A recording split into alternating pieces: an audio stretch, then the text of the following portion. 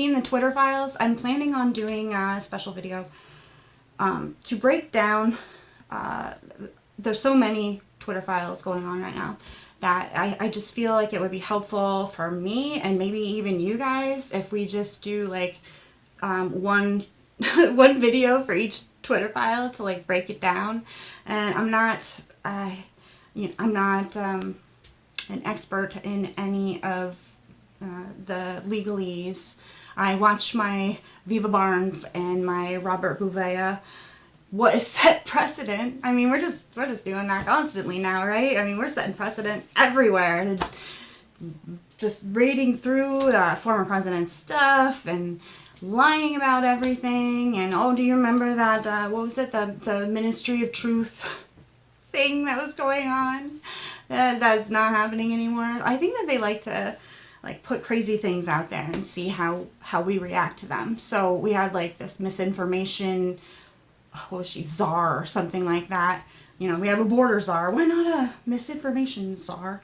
So anyway, this misinformation czar, I don't know if you ever heard, I think it was her TikTok, but singing about the vaccines and the misinformation on Twitter to the tune of a Mary Poppins song.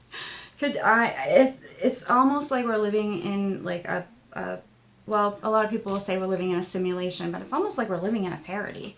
You know, God has a sense of humor, I guess. Everything is crazy. I mean, even if you, I was watching Velma, and I expected it to be absolutely just terrible. And yes, it was. Was it as terrible as I expected? Well, I was expecting like an F- and just being offended constantly. And was it as bad as that? No, it's watchable. It's just, it's the amount of hate for white men and those little white man dong jokes were just boom, boom, boom. You spit out. I only watched 2 episodes, and I had to have heard Fred get his dong like described as small, I don't know, 8, 9, 10 times, a lot. And it was like the center focus of one episode. And it's just, is Mindy Kaling, are you secretly based? Are you trying to point out how ridiculous Hollywood is and Peter Wood and just like the writers in Hollywood in general when it comes to trying to come up with a good script? Let's just load it full of the most woke cliches that you could think of, and let's fill it with like white people hate, and let's make sure we fill it with LGBTQ characters who are also interracial, which I don't really, whatever, doesn't matter to me if Velma is Indian or Shaggy is, or Norville is black. Doesn't matter. The only thing that bothers me is we all know Shaggy and Scooby would like hang out in the van, maybe, you know. It's called Scooby Dooby Doo. Come on, Scooby Doo. No, Scooby Dooby Doo. Let's not forget that Doobie. Guess what they were doing in the mystery van? Oh yeah, that's why we have to have the Scooby. That's why we have to have Scooby snacks available. Yes, because who's got the munchies? Shaggy's got the munchies. Well, guess what? Shaggy, he is, I think he's pretty straight edge. And he reviews snack food virtually. It's like he does YouTube videos about snack food. He reviews them. There's an audience for that, sure. But, I mean, come on. Like, are we removing the doobie from Scooby Dooby Doo? Is that what we're doing? And also, where is Scooby? Why is there no Scooby? Scooby is rumored to be a woman who's going to turn out to be Shaggy's love interest, I guess. And how does that even work? Why are we turning Shaggy's love interest into a dog? That's weird. Scooby-Doo is a dog, not a woman. What are we trying to say here, Mindy? Huh? Like, what? Why?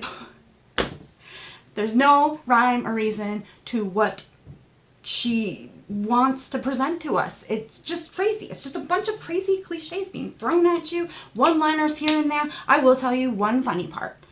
And I think this was in the first episode. There was a moment that girls were in the bathroom trying to talk to each other. And I think it was Daphne who is talking to Velma, probably. I don't know. She's talking to somebody else. And she's going, well, well, well. And she keeps getting interrupted because the toilet keeps flushing. So she would go, well, well, well. Well, well. Well, well, well. I think it happened like 3 times. Fairly funny. Then the chick that was in the bathroom flushing the toilet, or well, she was in the stall flushing the toilet, she comes out and she loudly washes her hands and just kind of joins Daphne's group. So anyway, if there's anything positive to say about that, it was, that part was funny.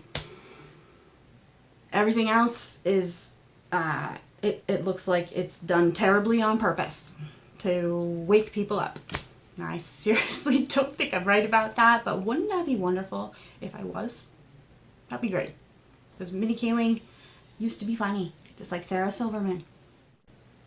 Yeah, humor isn't what it used to be. People are too afraid that they're going to offend somebody. So what are you left with? Like weird, offensive, gross sexual humor, potty humor, I guess.